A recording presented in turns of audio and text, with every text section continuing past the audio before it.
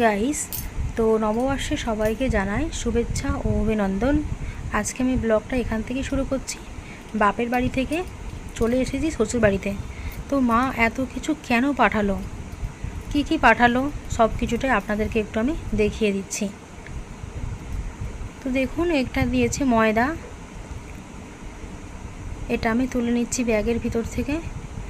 এটা দিয়েছে হলদি, প্রত্যেকটা দিয়েছে একটা করে বয়ামের মধ্যে, কোনো বয়ামটা একটা ফাঁকা দেয়নি।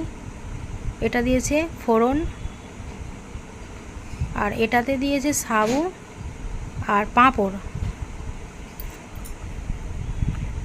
আর এরপর দিয়েছে ঝুরি ভাজা।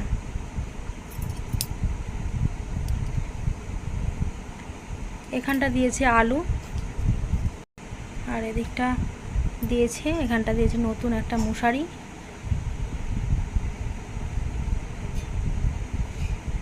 আর এই যে রয়েছে সবজি, রয়েছে 2 রকম তেল আছে। এটা দিয়েছে জিরে, আস্ত জিরা। এটা দিয়েছে মনে হচ্ছে বেসন।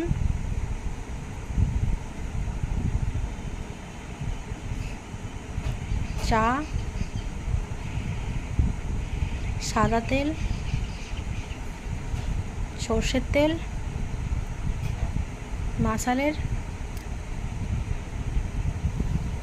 এটা এক রকমের পাতা, এটা জলের সঙ্গে করে খাবো। দিয়েছে লাল মরিচ, এদিকটা দিয়েছে কুমড়ো টমেটো,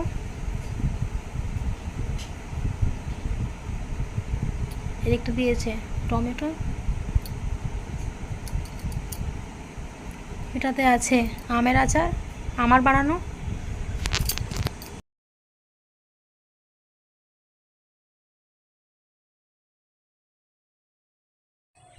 এটা দিয়েছে সোনামুগের ডাল।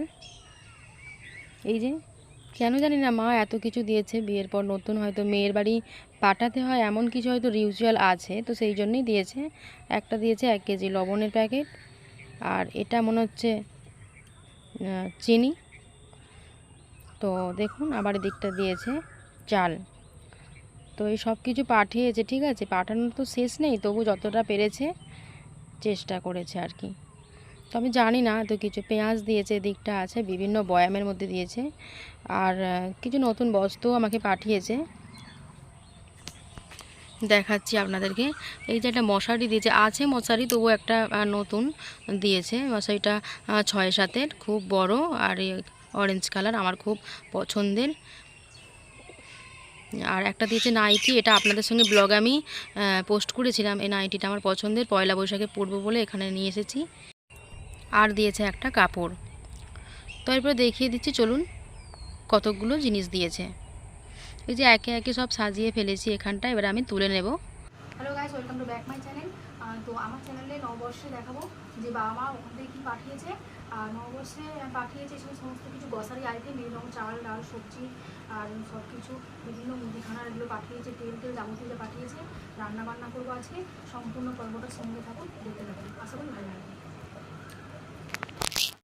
তো অশোক ষষ্ঠী আর পয়লা বৈশাখ যেহেতু একই দিনে, তাই আমরা নিরামিষ খেয়েছিলাম। পরের দিন আবার ব্লগটা শুরু করি। নববর্ষ সকল বন্ধুদেরকে জানাই আন্তরিক প্রীতি, শুভেচ্ছা ও অভিনন্দন। আপনাদের সবাই নিশ্চয়ই শুভ নববর্ষে ভালো সময় কাটাচ্ছেন, আমিও কিন্তু খুব হ্যাপি, খুব ভালো কাটাচ্ছি। তো আজকে আমি নববর্ষের যেসব খাবার দাবারের আইটেম করেছি সব নিয়ে কিন্তু বসে গেছি খেতে। আর পুরো পর্বটার সঙ্গে থাকুন, দেখতে থাকুন, আশা করি ভালো লাগবে।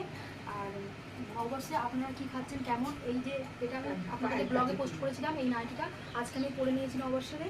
আর খেতে বসে গেছি, আপনারাও খান, ততক্ষণ আমিও খাচ্ছি। তবে গাইজ, নববর্ষে হয়তো অনেক কিছুই অনেকে আইটেম করেছেন রান্না বান্নার, কিন্তু আমি সেরকমভাবে করিনি। কারণ যেহেতু গরম পড়েছে, বেশি কিছু রান্না বান্না আর খাওয়া দাওয়া সেটা ভালো লাগে না। প্রচুর তো গরম পড়েছে, বুঝতেই পাচ্ছেন। শুধু করেছি চিকেন, আর এদিকটা করেছি আমের একটা চাটনি, আর মিষ্টি দই পাঁপড় এগুলো নিয়েছি। আর 2-3 রকম ভাজাভুজি নিয়েছি, করেছি সেগুলো কিন্তু আর দেখালাম না আপনাদেরকে, কারণ আমি অতটা বেশি পছন্দ করি না। খুব সিম্পলের মধ্যে দিয়ে খাওয়া দাওয়া করতে চাই, সেটাই আপনাদেরকে তুলে ধরলাম। তবে দেখুন, আশা করি ভালো লাগবে আমার এই ব্লগটা। ভালো লাগলে চ্যানেলটা অবশ্যই সাবস্ক্রাইব করে আমার পাশে থাকবেন। তো আমি এখন ঠান্ডা খাবো।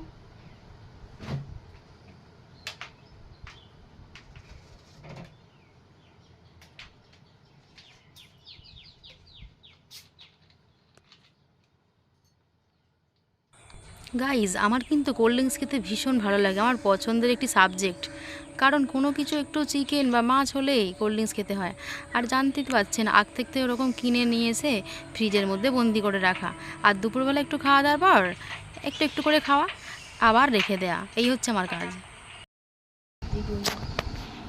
বলো। হয়ে গেছে, আমি দইটা বের করেছি ফ্রিজ থেকে, এখন খাচ্ছি ঠান্ডা।